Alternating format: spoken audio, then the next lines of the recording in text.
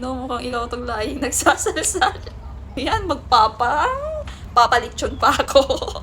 Tigilan niyo ako. Baka tuluyan ko to no? Paano ba ako naging malibog? Kundi bumultuhin kita. Bakit ba salsal? Ano ba yung salsal na yun? Kasi hindi naman ako nagsasalsal. Wala ako noon para magsalsal. Deserve ko ng maaksidente. Grabe naman kayo. Lagi na lang akong ganito. Lagi na lang akong naaaksidente. Bakit ganito gumagal? Hi guys! So ayun, dahil nga wala akong magawa at ito may nakita ako mga bi. Ayan, kita nyo ba yan? 1 year ago na palang nakakalipas. So, at ito, may nakita ko sa mga comment. Binasa ko yung mga comment nyo. Grabe!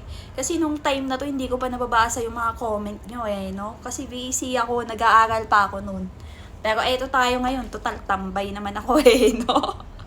Eto, kupal ka kasi mag-content. Kulang pa yan. Wow! Porket kupal na ako mag-content, kulang pa yun sa akin. Kung ikaw kaya, yung maaksidente, no, sabihin ko kulang na kulang pa. Oh my God! Kahit gaano pa kaano yung content ko, hindi, parang sinabi mo na parang deserve ko no? Tapos kulang pa sa akin yung ganon na napala ko dahil nga sa pagka-aksidente ko.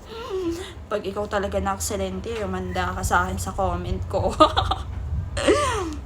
Dasal ang kailangan, huwag magsalsal. Ha? Oo. Paano naman? Bakit naman ganyan yung comment mo?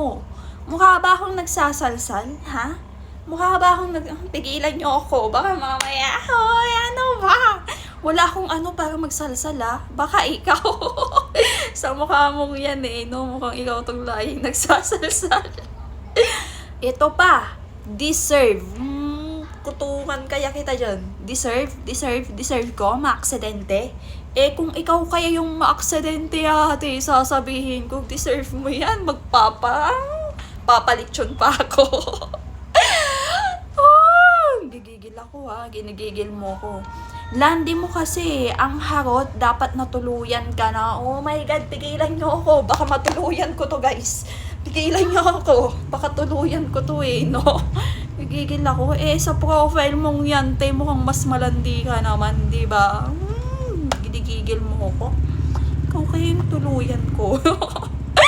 Hay, nako. Puro kasi salsalang alam mo. Maglulok ka rin kasi minsan. Ano ba itong mga comment nyo? Walang kwenta. Na-aksidente na ako nung time na to Tapos ganito pa rin yung mga comment nyo. Pero hindi naman lahat. Kasi madami din naman talagang Pero yung pinili ko, yung parang kakupalan or naiinis ako or pwede kong, basta yun. Pinili ko yung mga negats na comment at ito yung nare-replyan ko. Nanggigigil ako sa inyo no? Panay kabastusan. Anong kabastusan? Dahil siguro sa mga content ko, no? Kasi malamang, di nyo naman ako kilala no? Dahil lang sa content. Ayan, pero okay lang, sige. At pag inom ng alak ang content mo, buti nga sa'yo. Pati ba naman yung pag-inom ko ng alak? Porket lasenggera ako? Pasalamat ka, di na ako may inom ngayon kundi tatagayan kita dito. Simula nung nagpaan ako ng Ilonggoy, talagang di na ako may inom ng alak kasi nga hindi pwede.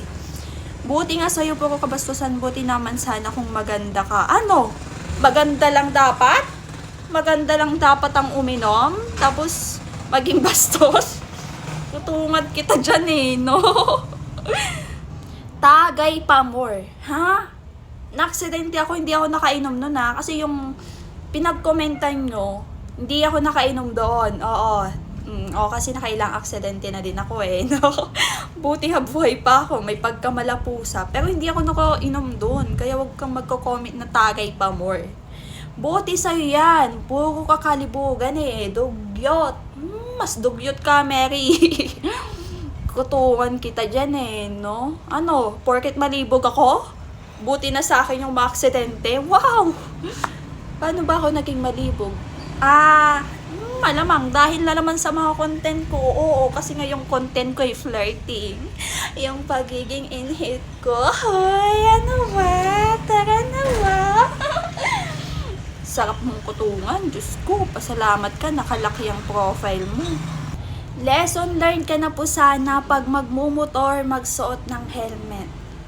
Eto po ate Nung time na yun ay hindi ko na kailangan mag-helmet kasi nag-commute lang naman ako noon. Nakasakay po ako sa tricycle. Okay?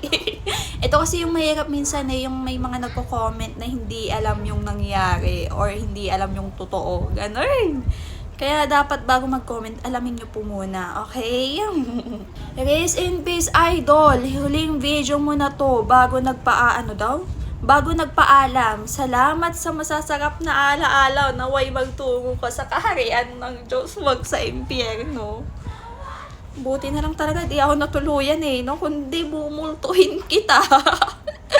Ay, nako, nakalock profile na naman siya Salsal ang kailangan. Panay kabastusan at pag-inom ng alak ang content. Bakit ba salsal? Ano ba yung salsal na yun? Paalala nyo nga sa akin, mukhang nakalimutan ko na no? Kasi hindi naman ako nagsasalsal. Wala ako noon para magsalsal. Nagigil nyo ako. Panay ka bastusan. Yung sa sa content ko to, malamang. Tapos yung pag-inom ko ng alak, kasi nga dati pala inom talaga ako. Wala akong pinipiling oras. Like kahit umaga pa lang, lunch pa lang, ganon, maghapon, ganun. Parang walang oras talaga kahit ang init-init, abay inom pa rin. Pero kahit naman ganon, hindi porket ganon ako pala inom, ay deserve ko ng maaksidente. Grabe naman kayo. Walang ganon wala po, hindi yun, bad yun. Lalaki lang makakapagpagaling sa'yo, Bigyan mo ako ng lalaki ngayon, sige. Hindi, charot lang, magaling na ako. Pero paano naman? Paano nakakapagpagaling yung lalaki? Dahil sa 3 years. Kutungan kita dyan no? Pasalamat ka, nakalock profile ka. Huwag ka na kasi magmotor kung malapit sa'yo ang disgrasya. Mag-vlog ka na lang, wala pa sakit na maranasan mo. Tama na magmotor, Lods. Focus ka na lang sa pag-vlog mo. Saan ba ako pumunta nun? Pabalik ako nun sa boarding, tapos may dinaanan lang ako, tapos ayun, natenga. Natenga! Buti na lang naligtas pa ako, no? Pero grabe naman yung wag na akong lumabas. Kukulong na lang ako, wala nang labasan. Di yun pwede, di ako papayag. Ngayon, may karapatan ka pang tanungin sarili mo kung ba't ka ganyan. Ito yung kasi sabi ko dun sa video, parang nag-ano ako, lagi na lang akong ganto, lagi na lang akong na-aksidente. Bakit ganito? Gumaganon ako noon. Ano ba yun? Nilalangaw na ako. Pigilan nyo ako. Double ka, girl. Umayos ka kasi wag puro pulutan at 7-Eleven ginagawa mo. Pulutan. 7-Eleven, no. Tandaan nyo pa ba yun? Alam nyo ba yung video na yun? Yung nasa 7-Eleven ako. Tara. Sa akin na yung pulutan, no. Bibili ako dito sa 7-Eleven. Landi ka lang, girl. Ubusin mo laman ng ilong mo. Sarap niyong kutungan. Grabe tong mga comment nyo. Pero hindi naman lahat ganito. Mas madami pa rin mga mabubuting kahit pa paano. Ba? Alam mo yan, yung kahit na yung mga content ko talagang andyan pa rin talaga yung mga mabubuti. Pero itong mga pinili ko, yung mga negats. Oo, mga negats. Alisin nyo sa akin ang mga negats. Hindi, charot lang. Tatanga-tanga ka kasi, paano ako naging tatanga-tanga? Pasahero lang ako nun. Nag-commute lang ako nun no? Tatanga-tanga. Ikaw kaya? Suntukin kita dyan Sa susunod, sana matuluyan na rin in advance. Putang ina mo, pigilan nyo ako guys. Baka ikaw pa unahin ko no? Ikaw kaya unahin ko. Sarap mong kutungan no? Tang nasira na nga ang mukha, lalo pang nasira. Ay, pasensya na po. Mapapamura ako sa inyo. Ginigigil nyo ako Hi, ingat lagi, wag unahin ang kaartihan, day.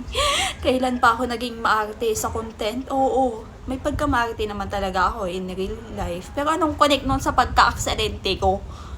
Nakasakay lang naman ako dun sa tricycle no? Eto naman si kuya, lagi ka na lang lagi ka na lang po na aksidente, wag ka kasi lumabas ng bahay po, na para bang ayaw na akong palabasin, na gusto niya na lang akong magkulong. Abay, hindi po pwede yun. Ang pangit ang puro. Anong yan sis? Paganda ka kasi ng paganda eh. Ayan tuloy. Natutuluyan ka na. Eh, ikaw kaya yung tuluyan ko eh. No, putang inang mo.